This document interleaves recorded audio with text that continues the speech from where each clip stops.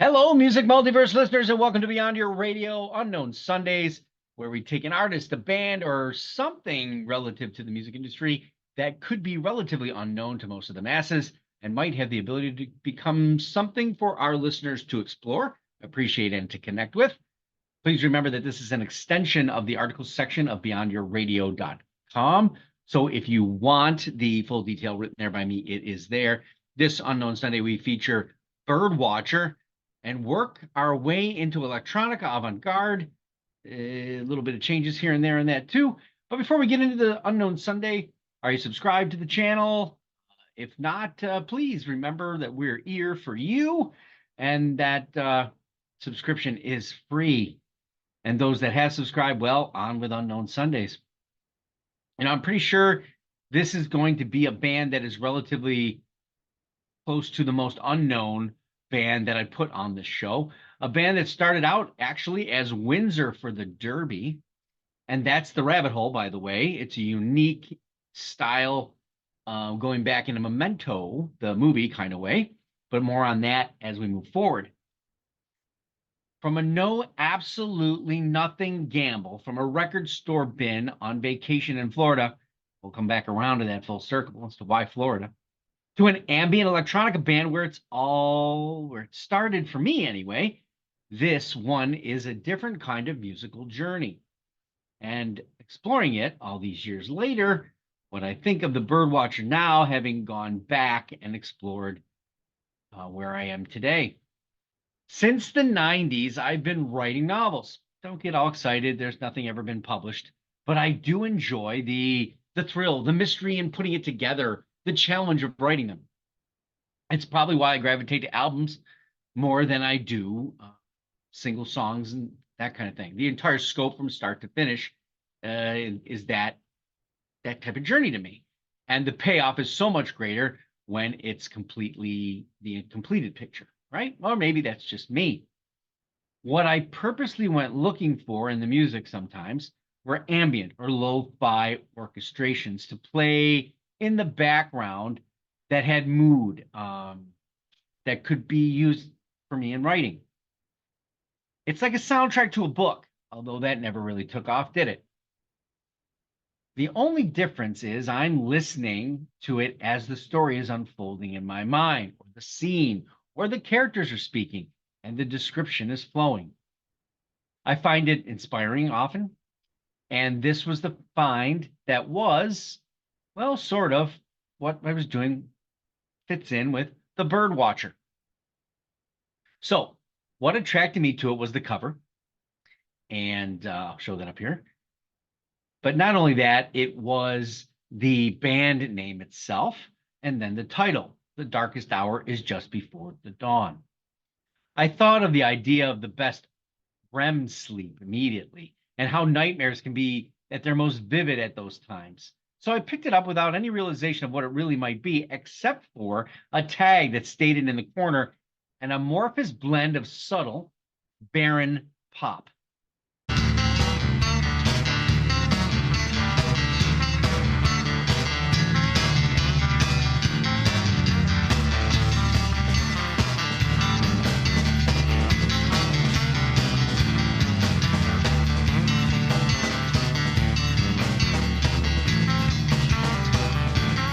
And that was all I needed to snatch that up. Hell, I didn't even know what I don't even think I completely understood what the hell that meant anyway. So, but I'm a willing participant in the music multiverse. The pull on me for new music that falls out of the common range is always with me. And the Birdwatcher did not disappoint in that description. So I discovered the band. With its not quite Brian Eno post-rock moodscape in the year 2000. It's the release of that album. The album is basically working off a concept of realizing that that slip from darkness into the crack of dawn, exploring that on a very interesting and rich but quite barren instrumental path. But very interesting and ear-catching to me, seemingly eerie and perfect for my writing background. However, not the greatest vacation music to play in the car. Susie Q didn't exactly get into it, so I definitely wasn't able to put it on in certain company. Cutting Rope is that perfect intro to realizing that no matter how much you feel the power of the music, it's not going to reach happy time vacation goers.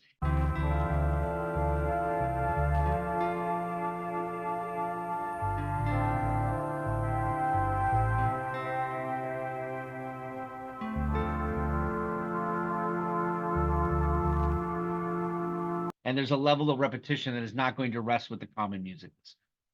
So what comes next is the 2001's release, which is apparently the second and is supposed to be a trilogy. The tag on this one says emotive and fragile, strangely spooky, slightly unhinged. Oh, hell yes. I'm immediately drawn, right? Afternoon Tales, The Morning Never Knew, starts with fresh bell sounds and a keyboard etched gunfire into a somber air organ-like playing, and finally, later on, into a perfectly strumming and picked acoustic guitar.